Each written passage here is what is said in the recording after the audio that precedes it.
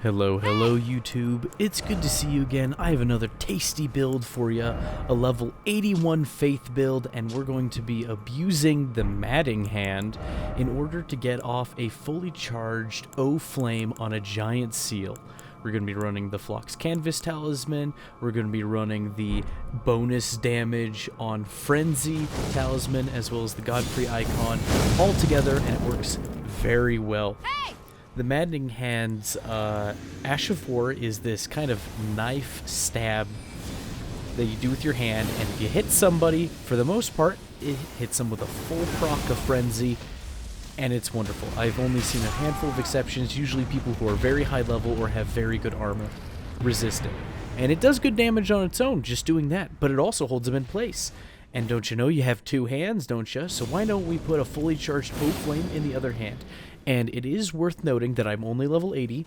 I'm not using the Radigan icon, I'm using the Godfrey icon, so I have, like, minimum cast speed, just about. And it works really well. I still have enough time to fully charge that O-Flame. Sure, it takes a moment to get the full thing off, so if you're in a 2v1 or 3v1, you really need to plan it better than I do in most situations, but it's a lot of fun. And when somebody's frenzied like that, oh man, I wonder what other things people are going to conceive of, what other heavy-hitting attacks they will go for. I'm sure some people will find Ashes of War it'll go into, but that'll probably take a soft swap or a really dexterous hard swap to get that done. It seemed easier just to have a spell in the offhand. And to be fair, the Madding Hand, it takes like, oh, what is it, 20 faith and 13 intelligence to use, and that 13 intelligence really is killer when you're trying to optimize a poor little level 80 build where you usually only have enough points for your damage stat and your health stat and nothing else.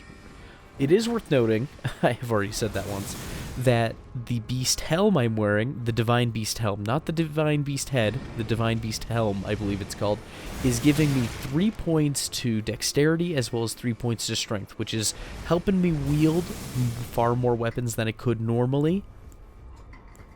Granted, you don't need that.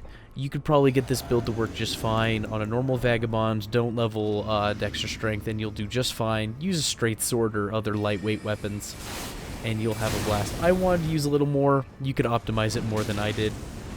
Very, very easily. Another thing that I should point out is that the Divine Beast Helm not only lowers your focus resistance, or lowers your focus, which means you can be slept easier, and I think frenzied easier as well, but it also makes it so your flasks of healing don't heal you for as much, so that is the trade-off there.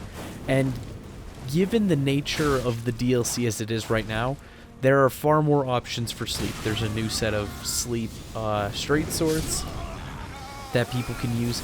There is the bone short bow, which has homing arrows. People just sleep that. There is a 10 bolt shot crossbow shotgun that people will sleep you with. There's a full auto crossbow.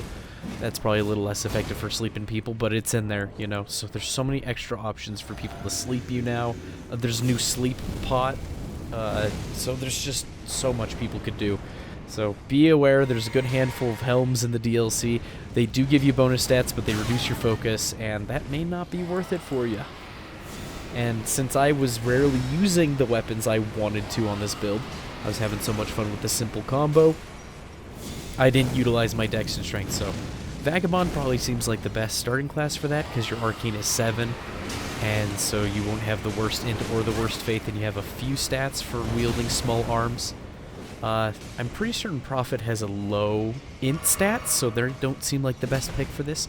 Maybe Confessor would be okay, I don't know, but Vagabond's what I fell on because I know I'm not going to use Arcane. Arcane's at 7, so some points were optimized. I'm sure somebody has another character that would work just fine, another starting class, but look at that. The Maddening Spear Hand into O-Flame. Oh, it hits so hard. And of course we have the Flock Canvas Talisman, the Godfrey icon, as well as the Frenzy Exaltation. I forget what it's actually called, but it's like the Kindred of Rot's Exaltation, or like the Kindred, or the Blood Exaltation. You know, those talismans that when a status effect happens, you get bonus damage. It's that for Frenzy. And since you're guaranteeing Frenzy right before you hit him with the O-Flame, it really chunks. I think I hit somebody with something similar near the end of this video, and I'd switched out the Madness Talisman for the Shard of Alexander for whatever reason, and it does noticeably less damage. But for the most part, I have that kit on the character, and it works oh so well. And because you're running 40 or so Faith and 40 Vigor, you got okay survivability. And my Physic Flask, I was greedy. I went for pure damage. 10 extra points of Faith, and then the fire damage elemental buff. Just so I could just melt people. And in a pinch, you can just throw a Giant's Flame Take Thee and bomb the area. It does very well. I had the Frenzy incantations. I didn't use them very well. I hope other people will use them well. I'd like to see what sort of things come out of it. Maybe frenzying somebody into the point-blank eyeball shotgun fire blast would be pretty darn cool. I'd like to see that sort of stuff in the future. And of course, since I'm relying on the Flame, the big melee burst that you can charge up for my damage, I'm using 2 Giant's Flame Seals. I don't soft swap to use both of them. I kind of, if I do happen to hit the Ash of War, I just kind of go straight into it, and it worked for the most part. Though they seem like the enemy player is stuck long enough, you might be able to soft swap to the other seal, so you're holding both seals out at the same time, getting the passive damage bonus for both seals, and you might be able to get a little extra damage that way. It might be unnecessary. Totally. Couldn't tell you. This would require more testing, and I was surprised at how effective this was at level 80. I feel like it'd be fairly effective at the more meta levels, but you'd probably run into more people who have the better armor, like the Solitude set of armor, who can just resist that frenzy. And the regular old hits with the Madding Hand, they don't build up a lot of frenzy. It's like 50 or something, and it's got the Iron Star, or sorry, the Star Fist moveset, but it's like a gimped version of the Star Fist moveset, where I think it's got drastically reduced poise damage. It doesn't feel good to run and try to hit people with them. Not at all. Maybe the hitbox is a little smaller, but it just doesn't feel great. But check out this Flaming Strike. Oh, how did that break his shield guard? I would need to rewatch the footage, but it wouldn't surprise me if he was following me while sprinting with his shield up, which of course would drain your stamina. And that's the best thing that I could have hoped for in that situation, is he had low stamina when I hit his shield. Because I didn't have the Hammer Talisman on, and I wasn't using an Ash of War that was for breaking shields.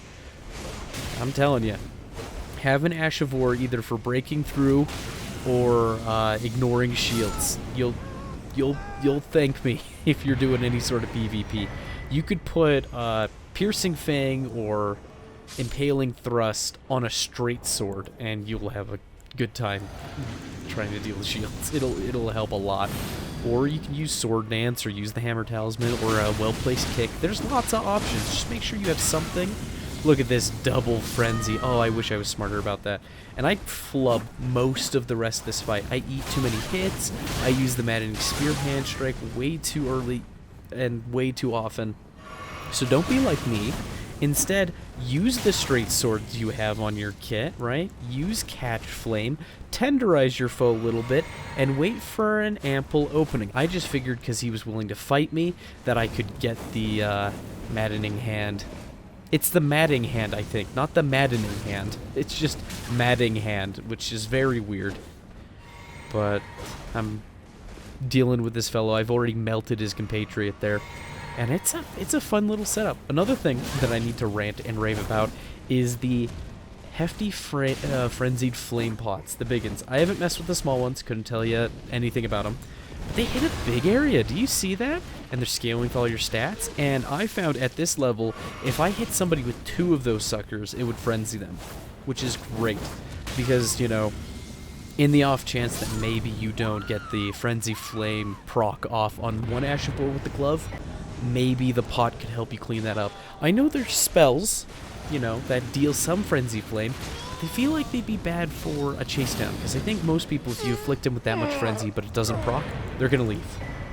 Also, that clip, I don't know why I bothered to include it. Poor guy died to ants. I didn't do a darn thing. But here's the final invasion.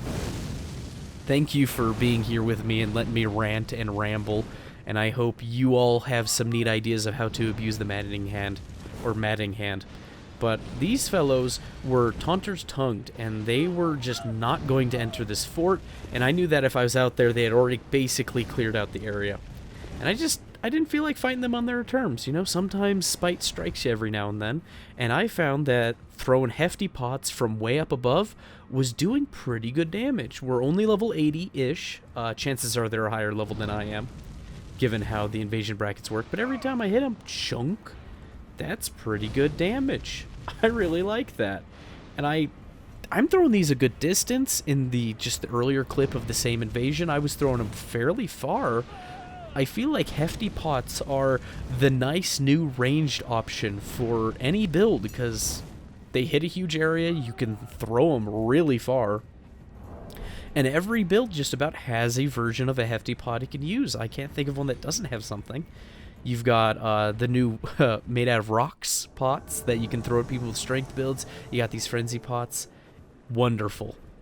I remember seeing the hefty pots in the DLC trailer when they first threw it out there, and I remember seeing them and go, I want to throw the big pots. The regular pots, they're just fire bombs, right? They're just the bombs from previous Souls games. They weren't that unique to me.